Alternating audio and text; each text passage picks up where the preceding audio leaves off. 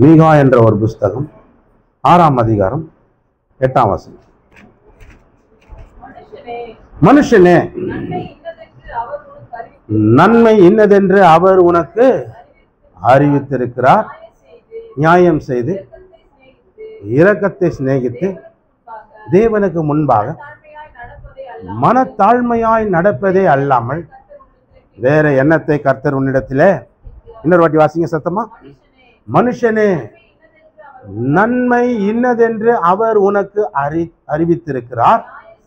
நியாயம் செய்து இரக்கத்தை சிநேகித்து தேவனுக்கு முன்பாக மனத்தாழ்மையாய் நடப்பதே அல்லாமல் வேற எண்ணத்தை கர்த்தர் உங்ககிட்ட கேட்கிறார். அல்லேலூயா. இந்த மீகா தீர்க்கதரிசி எழுதும் போது அருமையான ஒரு வார்த்தையை எழுதுறாரு. என்ன எழுதுறாருன்னா, கடவுள் உங்ககிட்ட என்ன எதிர்பார்க்குறாருன்னு நினைக்கிறேன். உங்ககிட்ட இருக்கிற ஒரு 1/2 கிரவுண்ட் எழுதி வை, அந்த 10 சென்டை எழுதி வை, 3 சென்டை எழுதி வை, உங்ககிட்ட இருக்கிற நகையெல்லாம் கொண்டாந்து என்கிட்ட கூட அப்படி இப்படி நான் ஏதாவது கேட்குறாரு. ஒன்றும் கேட்கல. உங்ககிட்ட என்ன கேட்குறாரு முதல்ல அதை கவனிங்க. என்ன கேட்குறாரு கடவுள் உங்ககிட்ட என்ன எதிர்பார்க்குறாரு, வேற என்னத்தை எதிர்பார்க்குறாருன்றத இந்த இடத்துல மீகான்ற தீர்க்கதரிசி சொல்லும்போது சொல்றாரு. என்ன எதிர்பார்க்குறாரு? மனுஷனே, நன்மை இன்னதென்று அவர் உனக்கு நல்லது கெட்டது எதுன்னு உனக்கு சொல்லியிருக்கிறார். உனக்கு வந்திருக்குது. உனக்கு அந்த அறிவாற்றலை வச்சு படைச்சிருக்கிறார், உருவாக்கி இருக்கிறார். அப்போ நல்லது எது கெட்டது எதுன்னு உனக்கு நல்லாவே தெரியும். தெரியுமா தெரியாதா? பக்கத்தில் பார்த்து சொல்லுங்க. உனக்கு நல்லது கெட்டது தெரியுமா தெரியாதா? சரி. அப்போ நல்லது எது கெட்டதுன்னு தெரியுது. அப்போ நல்லது செஞ்சுட்டு போ, கெட்டது செய்யாத. கெட்டது செஞ்சு தேவனுடைய கோபத்துக்கு ஆளாவாது. கெட்டது செய்ய செய்ய தேவனுடைய கோபத்துக்கு நீ ஆளாவு. தேவ கோபாக்கினி உன் மேலே வரும், நியாய தீர்ப்பு உன் மேலே வரும். அதுக்கு பதிலாக நீ நல்லது செஞ்சுட்டு போ. நல்லதுன்றது தெரியும் உனக்கு, கெட்டதுன்னு தெரியும். ஏன்னா அப்படிப்பட்ட ஒரு அறிவாற்றல் கடவுள் மனுஷனுக்கு கொடுத்துருக்கிறார். இப்போ பிறக்கும் போதே நம்ம அறிவோட தான் அறிவாளியா புத்திசாலியா பிறந்துக்கிறோம். ஏன்னா அது தேவன் கொடுத்த ஒரு ஆற்றல் மனுஷனுக்கு. நல்லது கெட்டது நன்மை தீமை அறியத்தக்க, அதாவது நல்லது கெட்டது அறியிற பழத்தை அங்கேயே வச்சுட்டு அப்போவே அவனுக்கு அந்த அறிவாற்றலை கொடுத்துட்டாரு. நல்லதுப்பா, இது கெட்டதுப்பா, இதை சாப்பிடுப்பா, இதை சாப்பிடாதப்பான்னு அப்பயே அவனுக்கு ஒரு அறிவாற்றல் இருக்கிறது. ஆனால் ஞானம் மட்டும்தான் கர்த்தர்கிட்ட இருந்து வருது. ஒரு மனுஷனுக்கு ஒருவன் ஞானத்தில் குறைவுள்ளவனா இருந்தா யாவருக்கும் சம்பூர்ணமாக கொடுக்குற எல்லாம் வல்ல இறைவனிடத்துல கேட்க கடவன். அப்போ அவனுக்கு அவர் கொடுப்பார். அப்போ ஞானம் கடவுள்கிட்ட இருந்து வருது. அறிவாற்றல் மனுஷனுக்குள்ளவே இருக்குது. அல்லேலூயா. அல்லேலூயா. ஞானத்துக்கும் அறிவுக்கும் வித்தியாசங்கள் உண்டு. அதை ஒரு நாளைக்கு நான் உங்களுக்கு சொல்கிறேன் பாருங்க. அப்போ என்ன சொல்கிறாரு? என்னதுன்னா, அறிவு உனக்கு இருக்கும்போது நியாயத்தை செஞ்சு இரக்கத்தை நேசித்து உன் தேவனுக்கு முன்னால் மனத்தாழ்மையாக நடந்துக்கோ. அவ்வளோதான். இதுதான், வேற ஒன்றும் உங்ககிட்ட கடவுள் எதிர்பார்க்க. உன் நல்லதுக்கு தான் சொல்கிறேன். உன் எதிர்காலம், உன் வாழ்க்கை, உனக்கு பின்னால் வர சந்ததி, உன்னுடைய வாரிசுகள், உனக்கு பின்னால் வர தலைமுறைகள் எல்லாரும் நல்லா இருக்கணும். 1000 தலைமுறைக்கும் கடவுளுடைய இரக்கம் உனக்கு வேணும்னா என்ன செய்யணும்? நியாயத்தை செய்து இரக்கத்தை நேசித்து மனத்தாழ்மை. இரக்கத்தை நேசின்ற அல்லேலூயா. இரக்கத்தை சிநேகித்துக்கொள். இரக்கம், கடவுளுடைய இரக்கத்தை பெற்றுக்கொள். அவர் இரக்கத்துக்காக நீ மன்றாடு. ஆண்டவரே, நான் இந்த பூமியில் ஏடாகூடமாக தான் வாழ்கிறேன், ஏதோ ஒன்று பண்ணுறேன், எப்படியோ பேசுகிறேன், எப்படியோ வாழ்ந்துன்னு வரேன். ஆனாலும் ஆண்டவரே, உங்களுடைய இரக்கம் எனக்கு தாங்க, கிருபை தாங்கன்னு மனத்தாழ்மையாக அவர்கிட்ட கேளு. எல்லாம் நான் தான் அப்படியே பெருசாக உன்னை பெருமையாக பேசிக்காதே. அது டேஞ்சர், அது வேதனை.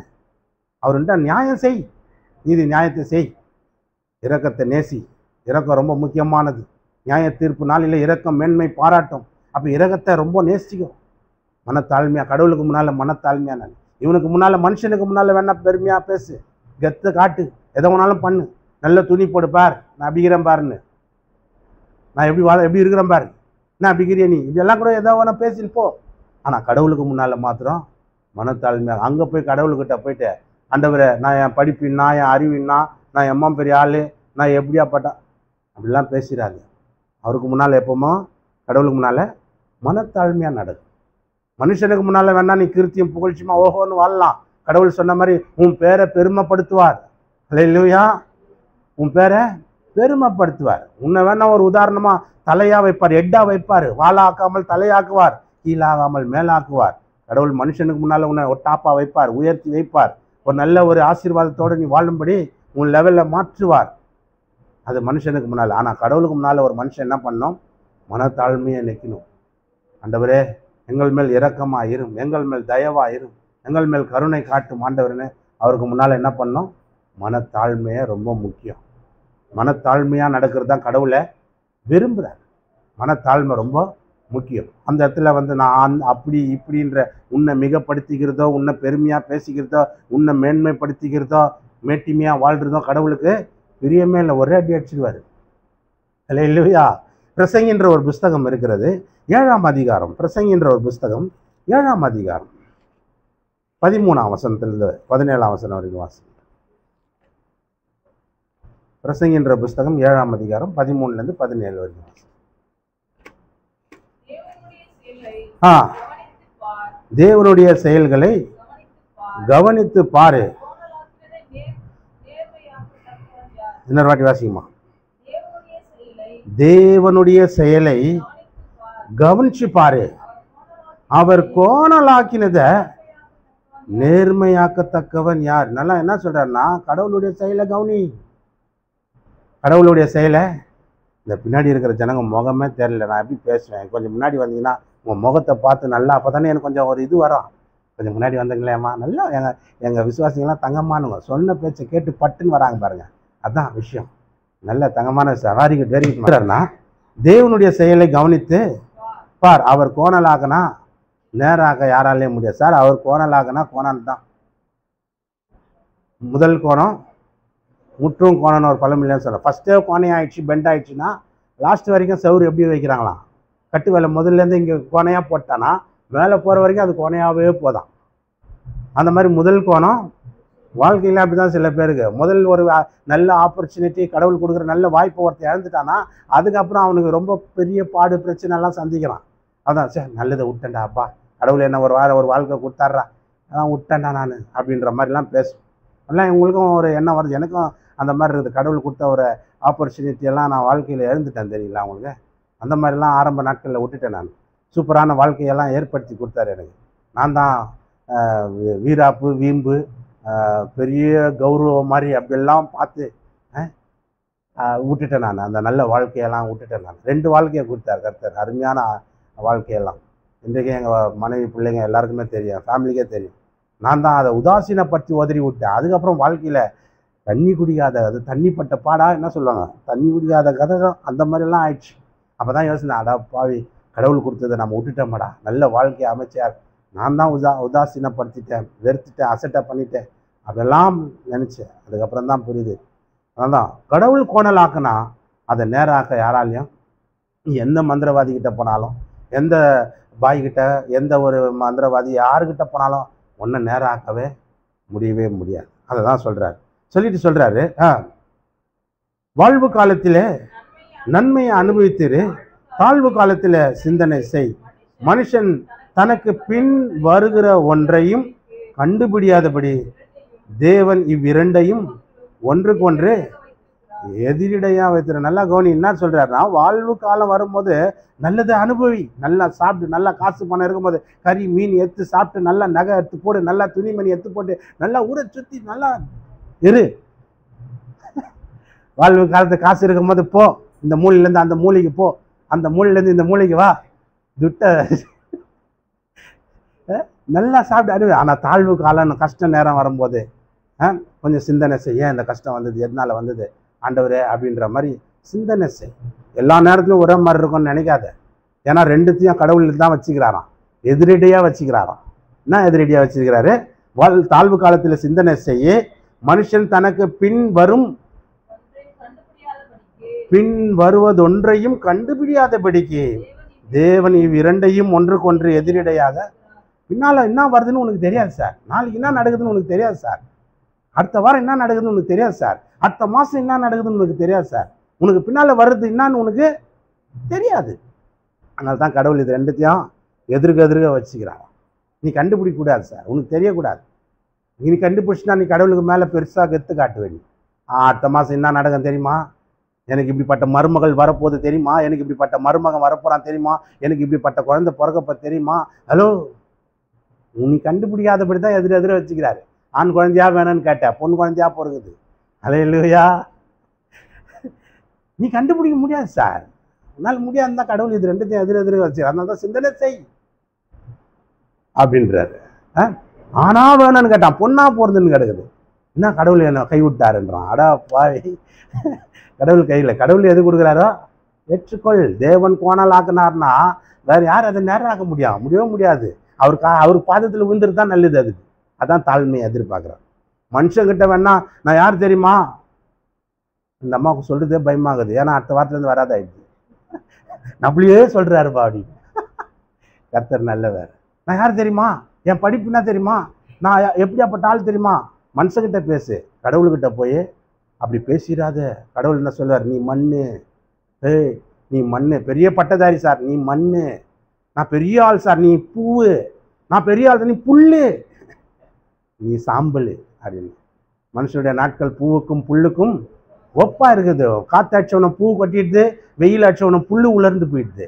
இப்படிதான் வாழ்க்கை இருக்குதுரா. எப்போ உனக்கு என்ன நடக்கும், உனக்கு பின்னால் என்ன வருது, என்ன நடக்க போகுதுன்னு தெரியாது. கவனி அப்படின்ற, கவனி. வாழ்வு நல்லா காசு பண்ணுறத நல்லா சாப்பிடு, சுத்து, நல்லா என்ஜாய் பண்ணு, நல்லது அனுபவி. கஷ்டம் நஷ்டம் கொஞ்சம் பிரச்சனை கொஞ்சம் பலவீனம் ஒரு மாதிரி ஆகுதுன்னா டக்குன்னு உக்காரு, ஆண்டவரே எதனால ஆச்சுன்னு தெரிலப்பா, ஏன் சிந்தனை செய்யன்னு சொல்கிறாரு தெரியுமா. ஆண்டவரே நான் என்ன தவறு செஞ்சேன்னு தெரில, எதனால நடந்து தெரில, எனக்கு மேலே கருணை காட்டுங்க ஆண்டவரே, இறக்கம் செய்யுங்க அப்பா அப்படி சிந்தனை செய்யணும். அப்படி ஏன் எனக்கு இப்படி வந்தது, என்ன ஆண்டவரே இதெல்லாம் கேட்காது. அவர் குயவன், அவர் களிமண் எப்படி வேணாலும் பேசிவார், எப்படி வேணாலும் பாத்திரத்தை செய்வார், அது அவர் இஷ்டம். மண்ணு போய் ஏன்னா என்ன மட்டும் கோணையா பெண்டா பானையா உருவாக்கிற, சட்டியா உருவாக்கிற, ஏதோ இப்படிலாம் பேசக்கூடாது, மண்ணு பேசக்கூடாது. அல்லேலூயா. நீ என்ன பேச, ஒன்றுமே பேச முடியாதுங்க. கடவுள் செய்கிறது அவருக்கு முன்னால் எதுவும் கேட்கவும் முடியாது. நம்ம அவர் செய்கிறது தான் நடக்கும். புரியுதுங்களா. ஒரு பாட்டு கூட, நான் ஒரு பாட்டு பழைய பாட்டெல்லாம் கேட்டு உங்களுக்கு தெரியும். இரவல் தந்தவன் கேட்கின்றான், அது இல்லை என்று சொன்னால் அவன் விடுவானா. கூக்குரலாலே நான் அழுது புலம்பி எவ்வளோ ஒருத்தர் செத்துடுறான், அழுகுறோம், உழுறோம், பெருள்றோம், மாரில் அடிச்சுக்கிறோம், ஆண்டவரே ஆண்டவரேன்னு. கூக்குரலாலே கிடைக்காது. கோர்ட்டுக்கு போனாலும் அது ஜெயிக்காது, அந்த கோட்டைக்குள்ளே போனால் அது திரும்பாது. என்ன அர்த்தமாக எழுதிக்கிறாங்க அந்த பாட்டு பாரு. இரவல் தந்தவன் கேட்கின்றான், அதை இல்லை என்றால் அவன் விடுவானோ. என்ன சார் சினிமா பாட்டெல்லாம் பாடுகிற, அந்த பாட்டு நம்ம பாட வேண்டியது. நம்மளுக்கு சும்மா அது வாடகை வீடு மாதிரி ஒரு 80 வருஷம் இருந்துட்டு வா அப்படின்றாரு. ஒரு 100 வருஷம் 80 வருஷம் 70 வருஷம் 60 வருஷம் இருந்துட்டு வா போன்றார். இது ஒரு வாடகை வீடு மாதிரி அவர் நம்மளை கொடுத்துருக்கிறாரு. படைப்பு அவருது, சிருஷ்டிப்பு அவருது. அவர்கிட்ட போய் என்னான்னு நம்ம அதெல்லாம் கேட்கக்கூடாது. கடவுளே அதுக்காக என்ன பண்ணிடணும், இரக்கத்தை சிநேகித்து மனத்தாழ்மையாக நடந்தா ரொம்ப நாள் வாழலாம் சார், ரொம்ப நாள் வாழலாம். அவர்கிட்ட போய் மேட்டிமையெல்லாம் பேசியிருக்க முடியாது, கூடாது. அதுதான் சொல்கிறேன். செத்துட்ட பிறகு பாருங்கள், நம்மளுக்கு பிரியமானவங்க சொந்தம் பந்தம் யாரோ ஒருத்தர் சேர்ந்தா இன்னும் அழுகிறீங்க. கண்ணீருக்கு ஜபத்து, அந்த கண்ணீருக்கு கடவுள் பதில் கொடுக்குறாரா? நீ இவ்வளோ அழுகுறியா இருந்தால் அவங்க உயிர் திரும்பத்துக்கு போ அப்படின்னு சொல்கிறாரா? இல்லை. அது மாதிரி எவ்வளோ இழப்புகள் இழந்தவர்கள் இங்கே இருக்கிறீங்க. யோசனை பண்ணி பாருங்கள். நானும் உனக்கு எங்கள் அப்பாவை நினச்சி ஃபீல் பண்ணேன். ஐயோ வீட்டுக்கு தலை போயிடுச்சு ஆண்டவரே அப்படின்னு கொல்லி வைக்க கூப்பிட்டாங்க, நான் போவே இல்லை. பயங்கர சவால் இருந்தது எங்கள் அப்பா சாவில், தெரியுமா உங்களுக்கு. நான் இப்போ ரட்சிக்கப்பட்ட ஆள். எங்கள் அப்பா இயேசுவை ஏற்றுக்கொண்டார், ஆனால் அவங்க ஏற்றுக்கொண்டது அவன் ஃபேமிலிக்கு சொல்லலை. இதான் விஷயம். அவர் அப்படியே இருந்துட்டார். இப்போ ஃபேமிலியெல்லாம் அவங்க முறைப்படி அடக்கம் பண்ணோம், கொல்லி வைக்கிறதுக்கு கூப்பிட்றாங்க.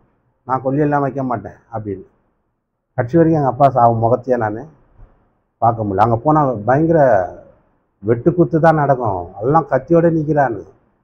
இந்த வரையும் எங்கள் அப்பா செத்துட்டாரு, போய் அடக்கம் பண்ணிட்டு வரட்டுமா.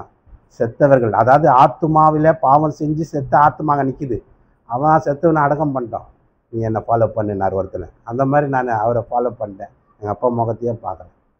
ஹல்லேலூயா ஹல்லேலூயா.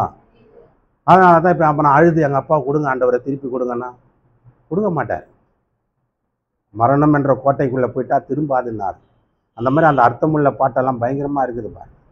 அப்போது நம்ம வாழ்வு காலத்தில் நல்லா இருக்கணும். கொஞ்சம் கஷ்டம் நஷ்டம் பிரச்சனை ஒரு பலவீனம் ஒரு வியாதி ஏதோ ஒன்று வருதுன்னா டக்குன்னு என்ன சிந்திக்கணும், ஆண்டவரே எதனால வந்ததுன்னு தெரிலப்பா, நான் செஞ்ச அதோ அறிந்தோ அறியாமலோ பிரியமில்லாத ஏதாவது செஞ்சுட்டேன்னா, ஒருவேளை நான் ஏதாவது பண்ணியிருந்தேன் நான் மன்னிங்க, என் மேலே கிருபையா இருங்க, என் மேலே இரக்கம் காட்டுங்க ஆண்டவரே, உங்கள் இரக்கம் ரொம்ப நாள் வாழ வைக்குதுன்னு சொன்னால் அந்த இரக்கம் எனக்கு தாங்க ஆண்டவர். இல்லையா? அதான் மனத்தாழ்மை. மனத்தாழ்மைனா என்னங்க, எப்படி சரி சார் அது எப்படியே கை கட்டணும் வாங்க வாங்க அப்படியா அதுதான் மனத்தாழ்மையா? இல்லை, இறக்கத்துக்காக கெஞ்சிரம்ப அதான் மனத்தாழ்மை. கீழ்ப்படியணும் அதான் மனத்தாழ்மை. காது கொடுத்து கேட்கணும் அதான் மனத்தாழ்மை. இப்போ சொல்கிற பேச்சை கேட்டு மதித்து நடந்தாலே அதுதான் மனத்தாழ்மை. அப்போ தேவன் அதான் சொல்கிறார். என்ன சொல்கிறாருன்னா, வாழ்வு காலத்தில் நன்மையை அனுபவித்திரு, தாழ்வு காலத்தில் சிந்தனை செய். தனக்கு பின் வருவதொன்றையும் மனுஷன் கண்டுபிடிக்காதபடிக்கு தேவன் இவ்விரண்டையும் ஒன்றுக்கு ஒன்று எதிரிடையாக வைத்திருக்கிறார். 15 இவை எல்லாவற்றையும் என் மாயை நாட்களிலே கண்டேன். தன் நீதியிலே கெட்டுப்போகிற நீதிமானம் உண்டு, தன் பாவத்திலே நீடித்து வாழ்கிற பாவியும் உண்டு. அல்லேலூயா. என்ன சொல்றேன்னா, இவை எல்லாவற்றையும் என் மாயை நாட்களிலே கண்டேன். தன் நீதியில கெட்டு போகிற நீதிமான் உண்டுன்ற. நீதியில கெட்டு போகிற நீதிமான்னா என்ன அர்த்தம்? யார் எழுதுறா? பிரசங்கின்ற சாலமோன் ராஜா அவருடைய பிரசங்கத்தில் எழுதுறாரு. எல்லாம் மாயை சார், நான் பார்த்துட்டேன் சார், ஒன்று வருது ஒன்று போகுது, மாயை சார், எல்லாம் மாயை, மனதுக்கு சஞ்சலமாக இருக்குது சார், வானத்தின் கீழே சூரியனுக்கு கீழே பூமியில் நடக்கிற எல்லா காரியம் பட்டு பட்டுன்னு மறைஞ்சு போகுது சார், எல்லாம் மாறுது சார். சார் மாயை நாட்களில் நான் கண்டுபிடிச்சேன் என்னன்னாக்கா, நீதியில் கெட்டு போகிற நீதிமான் என்றார். பாவத்திலேயே ரொம்ப நாள் வாழ்ந்துருக்கிற பாவியும் உண்டான், நீதியிலே கெட்டு போகிற நீதிமானும் உண்டான். நீதியில் கெட்டு போகிற நீதிமான் என்னன்னா, இவன் ஒரு நீதிமான், இவன் கடவுளுக்கு முன்னால் பெருசாக பேசின்னு இருப்பான். நீதியில் கெட்டு போகிற நீதிமான் இவன் தான். நான் தான் கிறிஸ்டின், நான் தான் பெரிய ரட்சிக்கப்பட்ட, நான் அப்பத்துலேருந்து இருக்கிற ஆள், நான் ரொம்ப கால விசுவாசி, இதே சொல்லி சொல்லி கெட்டு போகிற ஆளும் உண்டு. நீதியில் கெட்டு போகிற நீதிமானும் உண்டு. பாரு 16 மிஞ்சின நீதிமானா இராதே, உன்னை அதிக ஞானியும் ஆக்காத, உன்னை நீ ஏன் கெடுத்து கொள்ள வேண்டும்?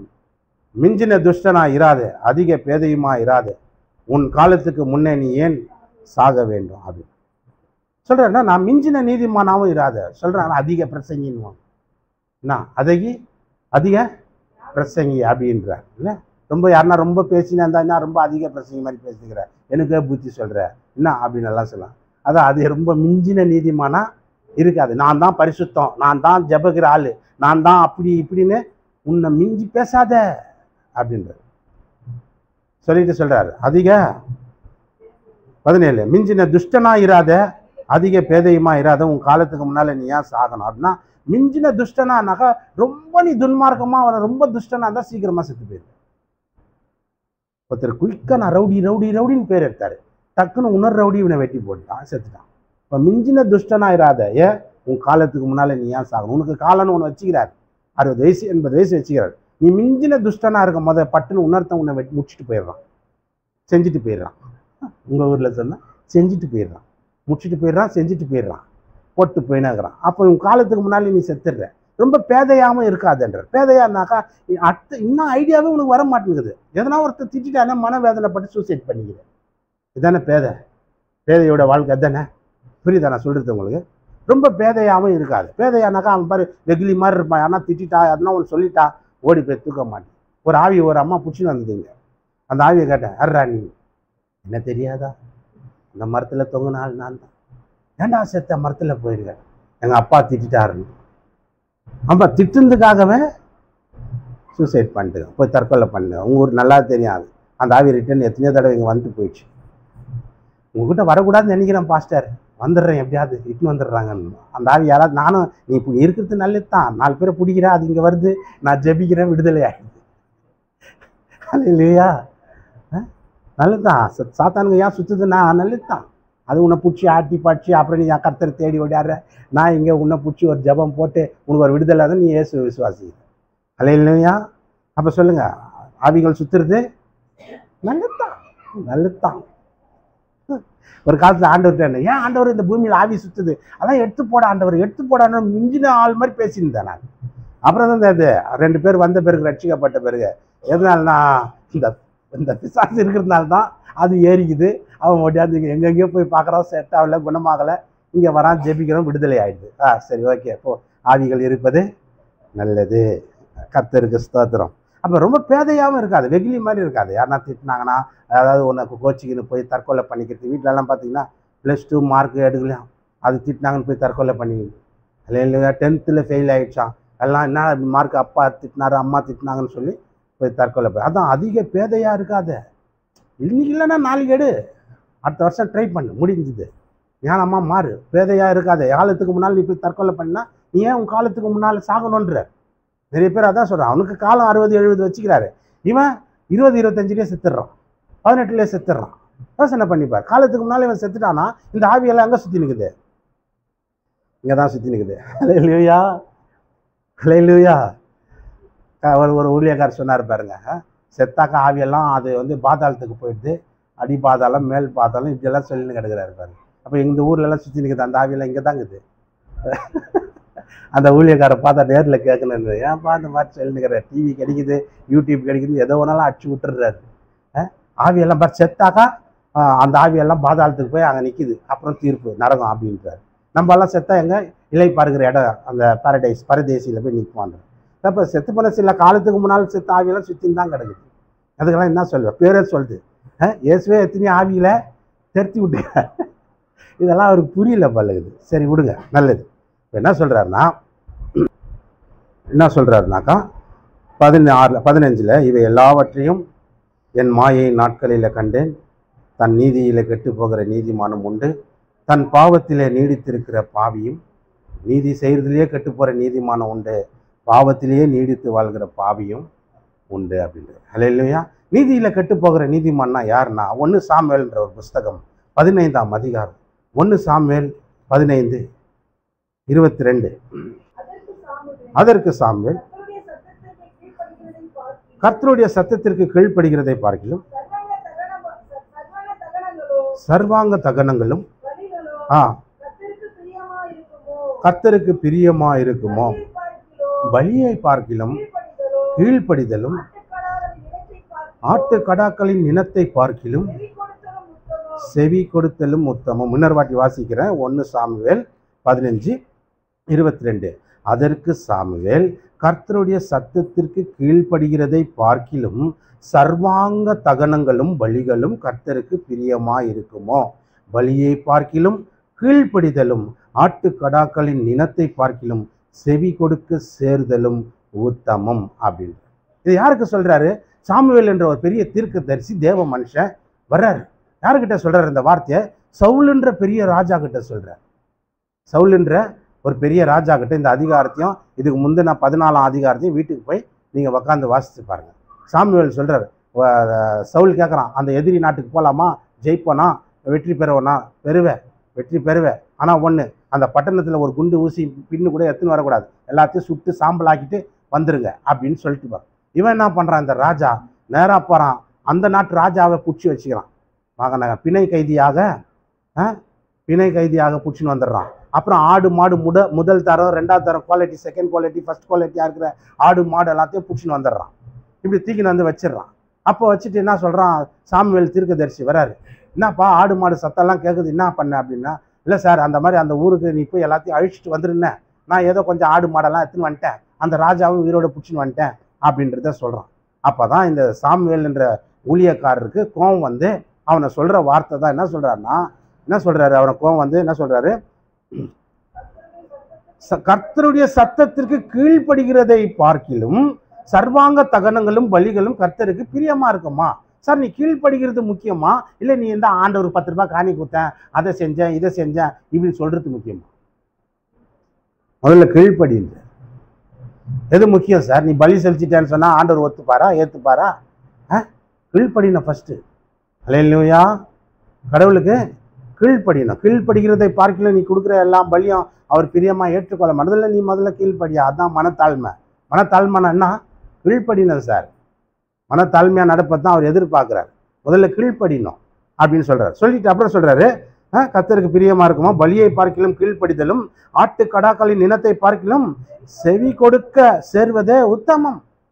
செவி முதல்ல காதை கொடு, முதல்ல கீழ்ப்படி, என்ன சொல்றான்னு கவனி, அதன்படி வாழு. செவி கொடு, கவனிச்சுட்டு கேட்டுட்டு அதன்படி வாழு. இதுதான் கடவுளுக்கு பிரியம், அதுதான் உத்தமம். நீ அதை விட்டு நான் கடவுளுக்கு அதை செஞ்சேன் இதை செஞ்சேன், கடவுள் சொல்ற பேச்சை நீ கேட்கல, அப்புறம் எப்படி உனக்கு மனத்தாழ்மை இருக்கும்? மனத்தாழ்மை எப்படி இருக்கும் உனக்கு? தாழ்மையா நடந்துக்கன்றாரு. உனக்கு நீ கடவுள் சொல்றதை நீ கேட்க முடியும். நீ என்ன சொல்றது, நான் என்ன கேட்கறது? என்னம்மா திருப்பி அந்த அம்மா கிட்டே போயிடுது. நீ நான் சொல்றது நான் என்ன கேட்கறது? 1008 சொல்லுவேன், சந்திங்க ஞாயிற்றுக்கிழமை வான்னு நான் வரணுமா? இல்லையா? நீங்கள் போடுன்னு நிற்கிறேன், நான் போடணுமா? தசம்பாங்க கொடு என்ன கொடுக்கணுமா? நீ என்ன சொல்கிறது, நான் என்ன கேட்குறது? கீழ்ப்படித எண்ணமே இல்லை.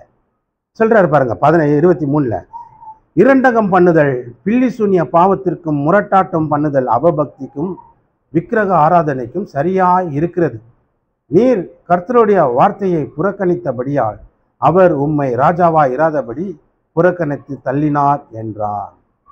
அல்லேலூயா. அந்த தீர்க்கதரிசி தேவ மனுஷன் ஊழியக்காரர் சொல்லிட்டார் ராஜா, இந்த பார்ப்பா, இரண்டகம் பண்ணுதல் பில்லி சூன்ய பாவத்துக்கும் முரட்டாட்டம் பண்றது அவபக்திக்கும் விக்கிரகத்தை ஆராதிக்கிறதுக்கும் சரியாகுது போன்ற. இரண்டகம் பண்ணுதல்னா மாற்றி மாற்றி பேசுகிறான், மாற்றி மாசம் எனக்கு எத்தனை அது இவன் நல்லது எத்தனை வந்துட்டுக்கிறான். ஆடு மாடெல்லாம் நல்லா ஃபஸ்ட்டு குவாலிட்டி செகண்ட் குவாலிட்டி எல்லாம் எத்தனை வந்துட்டுக்கிறான். இவன் ராஜாவும் உசுரோட பிடிச்சின்னு வந்துட்டான்.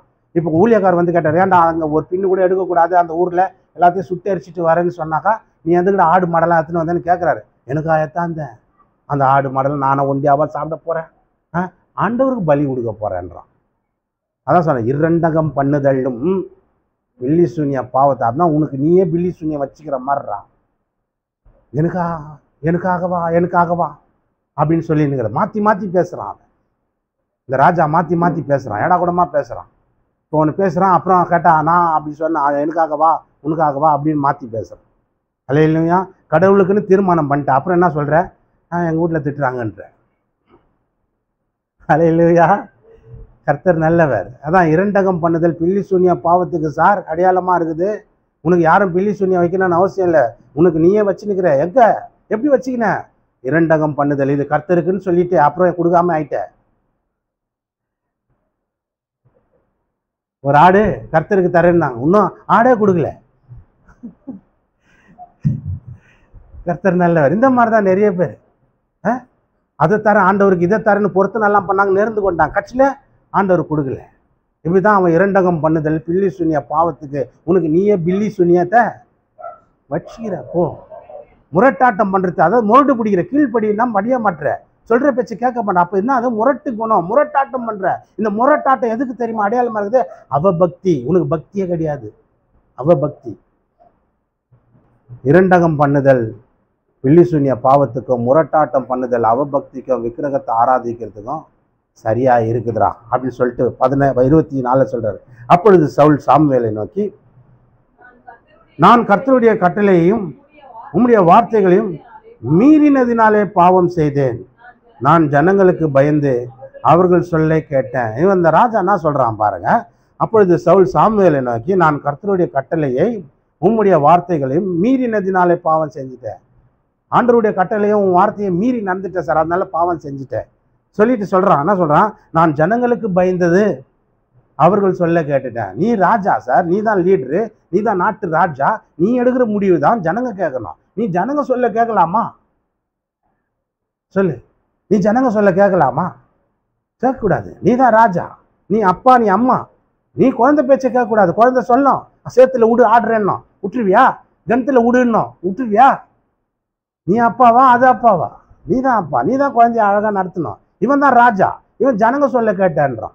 கடவுளுடைய கட்டளையும் கேட்கல, தேவ மனுஷன் சொல்ற வார்த்தையும் கேட்கல, மீஞ்சி செஞ்சுட்டான், மீறி செஞ்சான். அதனால தான் சொன்னேன், நீதியில கெட்டு போற நீதிமான் உண்டு.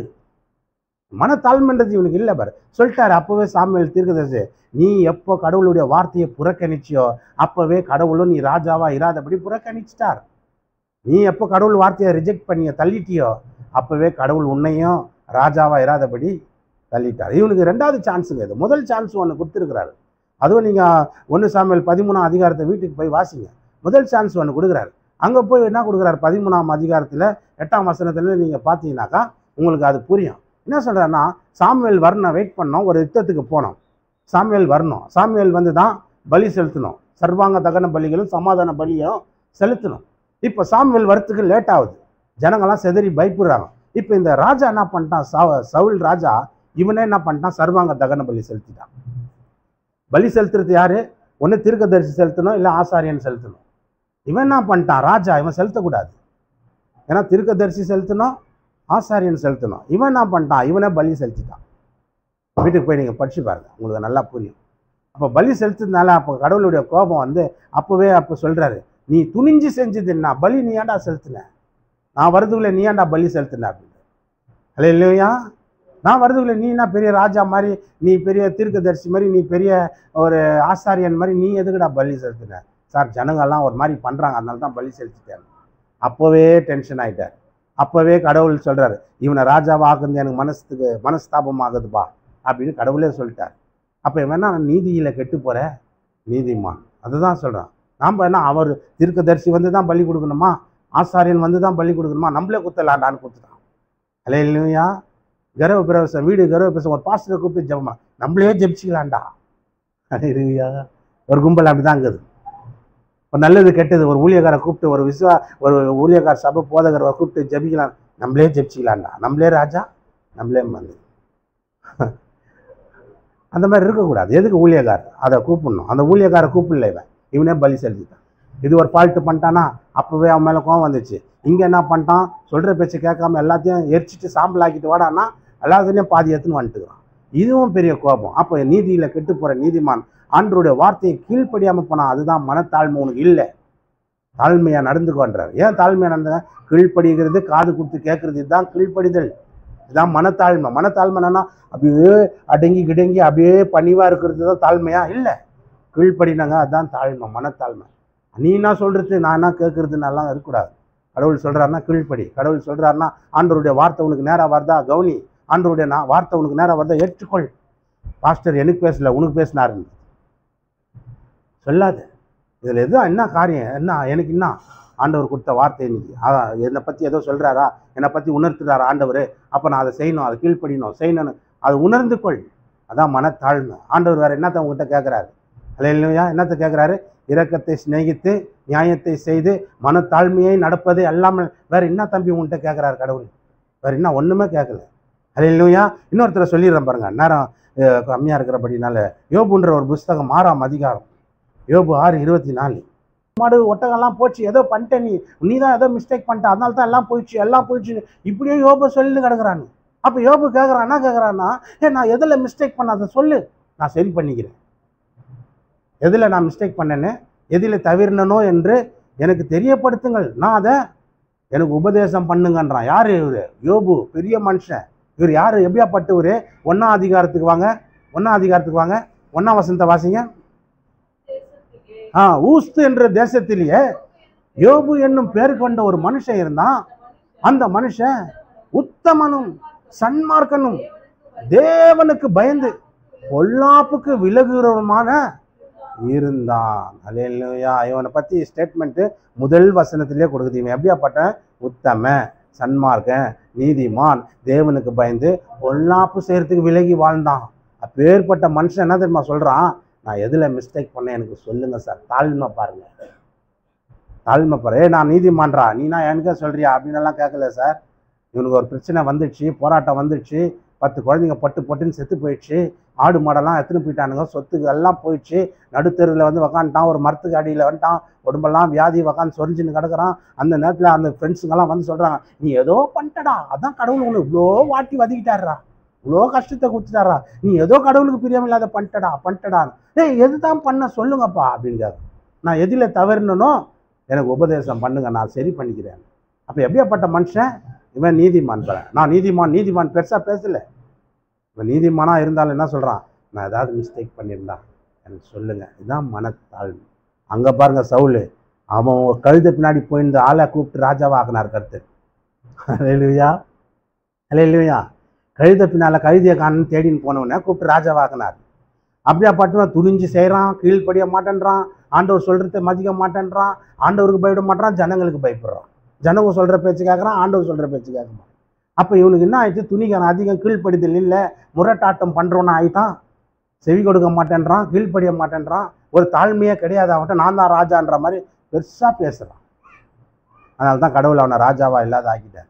ஆனால் இவன் அவ்வளோ பெரிய உத்தமனும் சன்மார்க்கனும் தேவனுக்கு பயந்து பொல்லாப்புக்கு வாழ்கிற மனுஷனாக இருந்தாலும் இவன் என்ன சொல்கிறான்? மனத்தாழ்மையாக கேட்குறேன், எனக்கு உபதேசம் பண்ணுங்கள் சார், எனக்கு ஒரு புத்திமதி சொல்லுங்கள், நான் ஏதாவது மிஸ்டேக் பண்ணால் எனக்கு சொல்லுங்கள், என் குற்றத்தை என்னான்னு எனக்கு சொல்லுங்கள், குழம்புல உப்பு இல்லைன்னா சொல்லு, அடுத்த டைம் போடுற.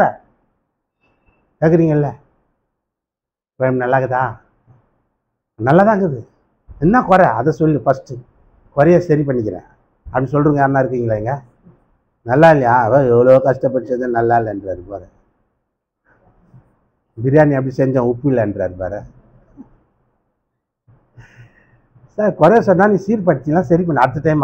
அப்போ இன்னைக்கு நீ என்கிட்ட குறை சொன்னாதான் நான் என்ன பண்ணேன் அடுத்த டைம், ஓ நம்மக்கிட்ட இந்த ஃபால்ட் இருக்குதா, சரி அடுத்த டைம் நான் அதுக்குள்ளே சரி பண்ணிக்கலான்ற எண்ணம் எனக்கு வரும். அதனால தான் இந்த யோபு அதை சொல்கிறார் பாரு. நான் எதில் மிஸ்டேக் பண்ணணும், எதில் தவறிட்டனோ எனக்கு சொல்லு, நான் சரி பண்ணிக்கிறேன்.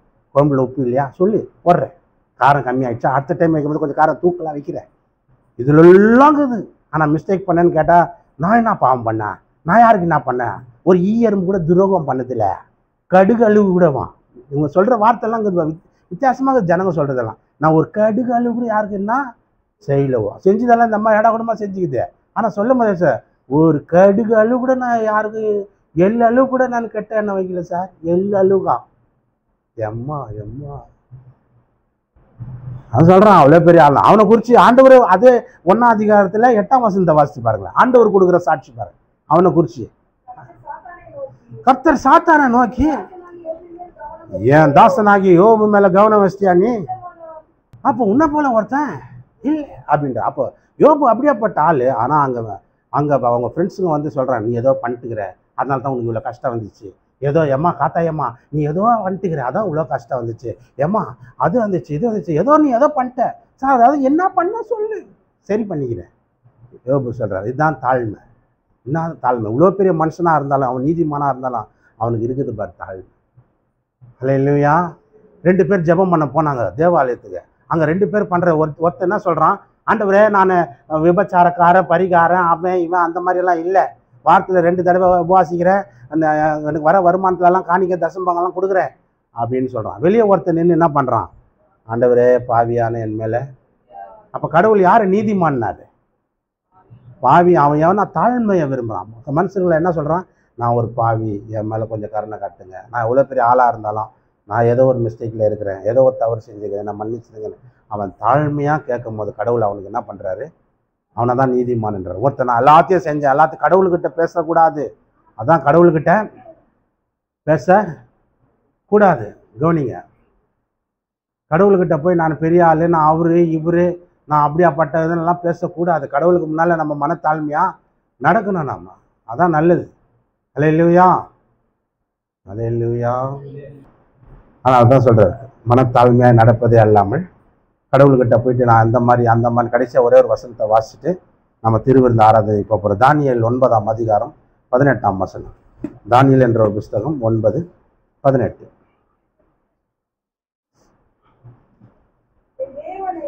என் தேவனே கேட்டருளும்,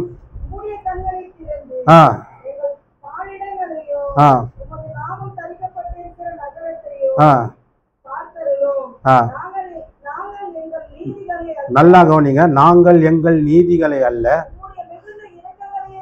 உம்முடைய மிகுந்த இரக்கங்களையே நம்பி எங்கள் விண்ணப்பங்களை உமக்கு முன்பாக செலுத்துகிறோம். முன்னர் வாட்டி வாசிக்குமா அந்த பகுதியை மட்டும். நாங்கள் எங்கள் நீதிகளை அல்ல உம்முடைய மிகுந்த இரக்கங்களையே நம்பி எங்கள் விண்ணப்பங்களை உமக்கு முன்பாக செலுத்து. யார்? தானியேல், பெரிய தீர்க்கதரிசிங்க. இவர் என்ன சொல்கிறாரு, நான் நீதி செஞ்சேன், இதை செஞ்சேன், அதை செஞ்சேன் ஆண்டவரே அப்படின்னு எல்லாம் அவர் சொல்ல. என்ன சொல்ற, எங்கள் நீதிகளை நம்பி அல்ல உங்களுடைய இரக்கங்களையே நம்புகிறோம், அந்த இரக்கத்தை நினச்சி எங்கள் விண்ணப்பத்தை வைக்கிறோம். அப்படிதான் நம்ம சொல்லணும். அவ்வளோ பெரிய தானியேல், பெரிய மாமனுஷன், தீர்க்கதரிசி. அப்படியாப்பட்ட மனுஷன் அந்த நாட்டில் ஒரு சட்டம் போட்டிருக்காங்க, ராஜாவை தவிர வேறு யாரையும் வணங்கக்கூடாதுன்னு ஒரு சட்டம் போட்டோம். அவர் போய் 3 தடவை ஜெபம் பண்ண மனுஷன். நீ 3 தடவை பண்ணிக்கிறியா இல்லையான்னு எனக்கு தெரியாது, ஆனால் தானியேலை பற்றி பைபிள் சொல்லுது, தினமும் 3 வேளை தான் செய்து வந்தபடியே அவன் ஜெபித்து வந்தான் என்று வேதம் சொல்லுகிறது. அப்பேற்பட்ட ஒரு ஜெப வீரன் ஒரு பக்கம். எந்த நிலைமை வந்தாலும், எந்த சூழ்நிலை வந்தாலும் ஜெபத்துலேருந்து அவன் கேப் விடுற ஆளோ லீவ் விடுற ஆளோ கிடையாது. கரெக்டாக ஜெபம் பண்ணுற ஒரு மனுஷன். அதே நேரத்தில் சிங்க கபியில் போடுறேன்னு சொன்னாலும் அவன் பயப்படாமல் தைரியமாக இருந்த மனுஷன். சிங்க கபியை ஜெயிச்சு வெளியே வந்த ஒரு மனுஷன். பாதாளத்தை ஜெயிச்சு வந்த மாதிரி, சாவை வென்று வந்த மாதிரி தானியேல் சிங்க கபியிலேருந்து உயிரை காப்பாற்றி விட்டு எடுத்து வந்த தேவன். அப்படியாப்பட்ட ஒரு மனுஷன், தீர்க்கதரிசியும் கூட. அப்படியாப்பட்ட மனுஷன் சொல்கிறாரு, என் நீதி அல்ல உங்களுடைய இரக்கத்தையே நம்பி என் ஜெபத்தை வைக்கிறேன். என் ஜெபம் இப்படி ஜெபம் பண்ணும்போது என்ன சொல்லணும் நம்ம, ஆண்டவரே நான் தசம்பம் குத்தனே, நான் காணி குத்தனே, நான் சர்ச்சுக்கு சீட் வாங்கி குத்தனே, ஆண்டவரே ஃபுல் பீட் வாங்கி குத்தனே, மைக் வாங்கி குத்தனே. ஹே, இதெல்லாம் ஜெபம் பண்ணக்கூடாது. எப்படி ஜெபம் பண்ணணுமா, இந்த இரக்கத்தின்படி எங்களுக்கு இறங்க ஆண்டவரே, இந்த காரியம் எனக்கு நடக்கட்டும், நல்ல பையன் கிடைக்கட்டும், நல்ல பொண்ணு கிடைக்கட்டும், நல்ல குழந்தை பிறக்கட்டும், நல்ல வேலை கிடைக்கட்டும், நல்ல வருமானம் கிடைக்கட்டும், நல்ல படிப்பு உண்டாகட்டும், ஆண்டவரே இரக்கம் செய்யுங்க. நீ எவ்வளோ பெரிய ஆளாக இருந்தாலும் என்ன எப்படி ஜெபம் பண்ணணுமா, இரக்கத்தை நம்பி. அதை வாசிங்க அந்த பகுதியை மட்டும். நாங்கள் எங்கள் நீதிகளை அல்ல, இப்படி மிகுந்த இரக்கங்களையே நம்பி எங்கள் விண்ணப்பங்களை உமக்கு முன்னால். அப்போ கடவுளுக்கு முன்னால் விண்ணப்பம் எப்படி வைக்கணும், ஏன் நீதி, நான் அப்படியாப்பட்டாள், நான் இப்படியாப்பட்டாள்னா ஆண்டவரே அப்படின்லாம் நிற்கக்கூடாதுமா. ஆண்டவரே இரக்கம் செய்யுங்க, தயவு செய்யுங்க. இப்போ நம்ம ஜெப விண்ணப்பத்தை எப்படி வைக்கணுமா, இப்படிதான். கர்த்தர் நல்ல. எல்லாரும் கண்களை முடிச்சது, எல்லாரும் கண்களை முடிச்சது. ஹல்லேலூயா.